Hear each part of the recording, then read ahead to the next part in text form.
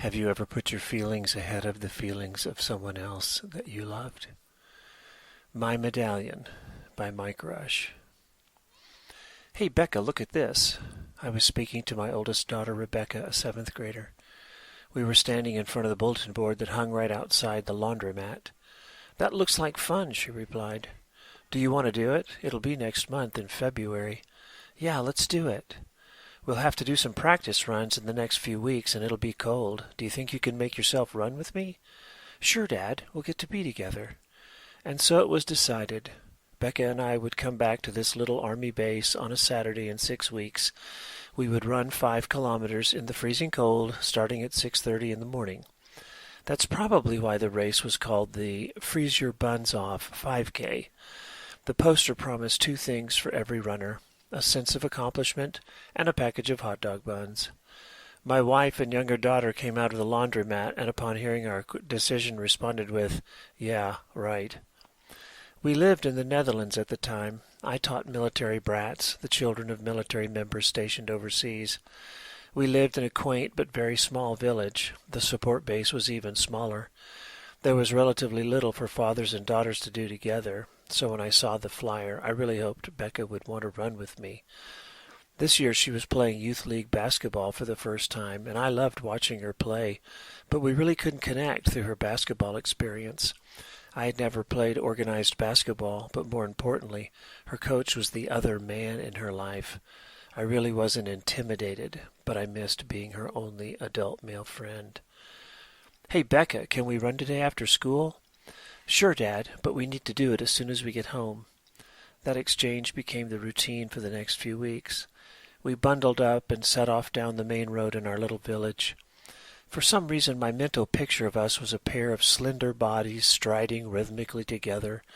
Our running would be characterized by long, inaudible steps, our hair in graceful waves behind us, our faces trained on the road ahead.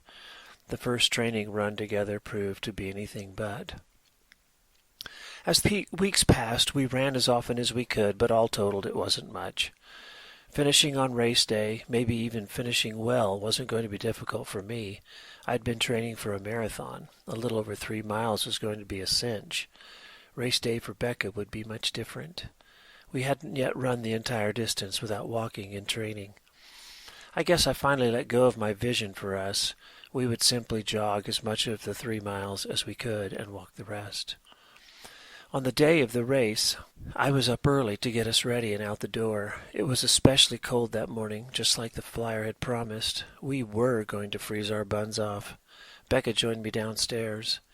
Have you got your gloves and hat? I was checking items from my mental list. Yeah, Dad. Should we eat anything? No, better not. We'll be home in a little over an hour and we can eat as much as we like. We do need to drink some water. During the 10-minute car ride, we talked about the temperature and our excitement about what we were doing. Arriving a few minutes before the start, we joined the crowd of nearly 20 runners forming at the only entrance to the base. Instructions were given before the start by someone I had never met.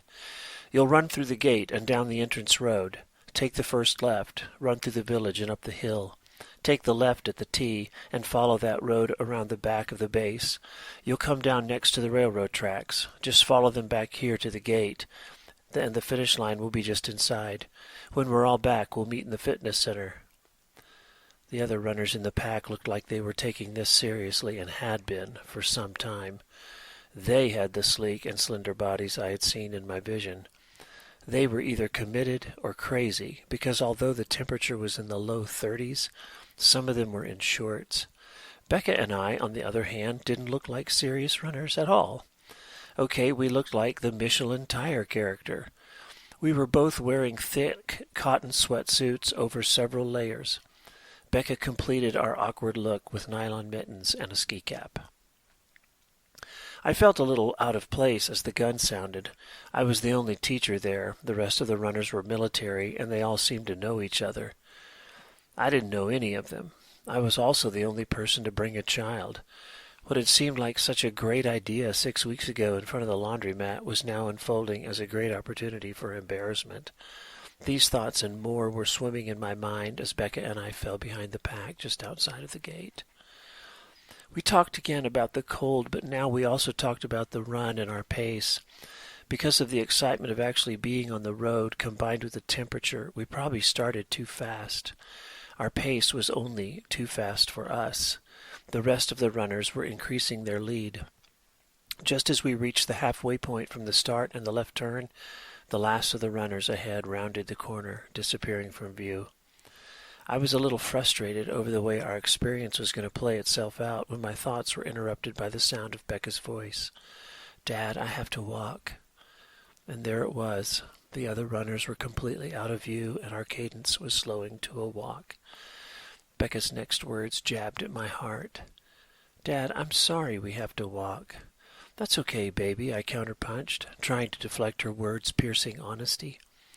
"This isn't about setting a record or anything. Let's just have fun and be together." "I know, but you'd probably be running if I hadn't come. We're going to be the last ones to finish. It's going to be embarrassing." Left cross, right hook, uppercut. "Becca, that doesn't mean a thing. I love you, and I wanted to run with you. This whole deal was for us to get to be together. That's the most important thing to me." And there it was, for a second time. Isn't it amazing how a person can know the right thing to think or do, but isn't cognitively aware of it or can't incorporate it into their reality until it comes right out of their own mouth?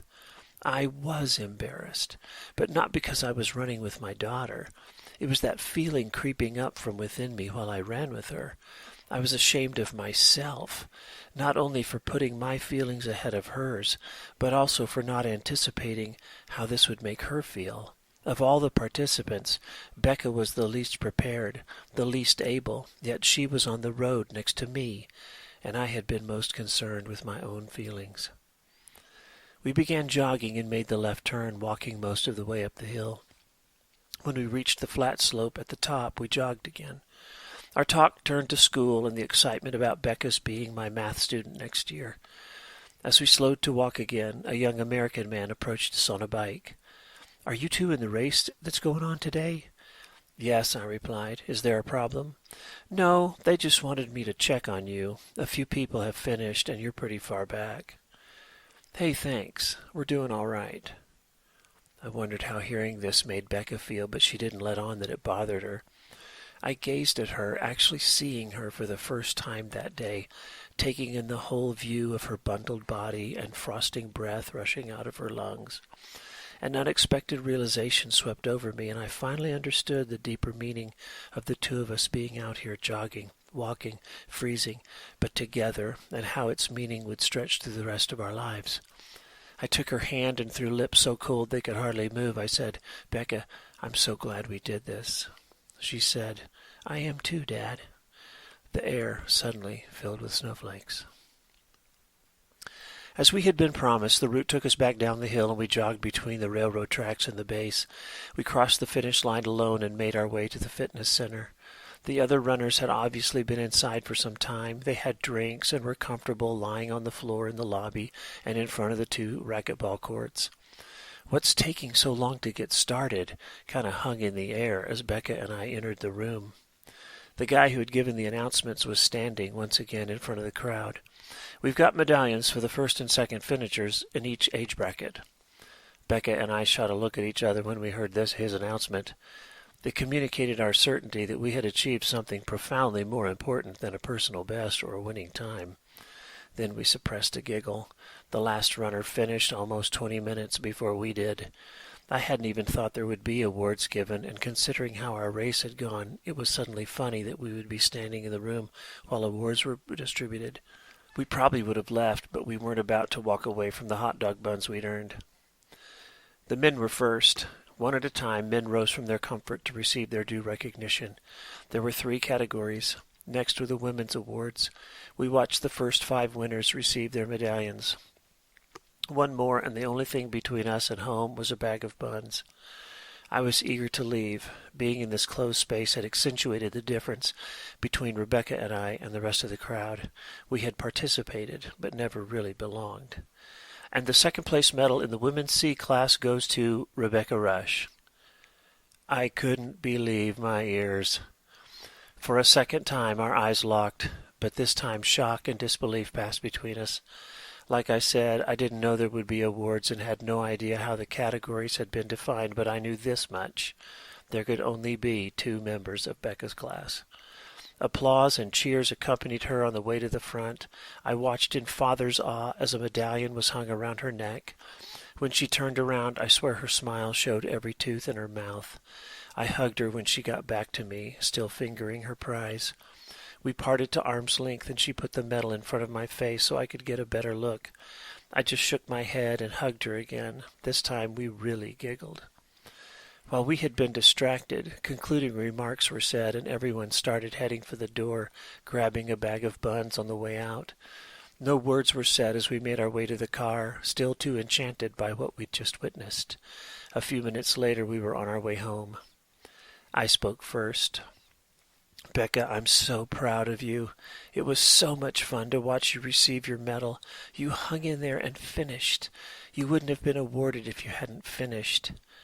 Becca gushed a little, and then she slipped on a glove for the knockout.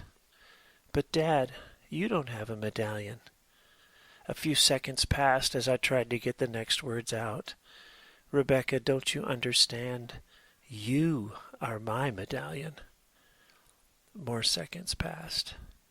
I love you, Dad. I love you too, was all I could choke out.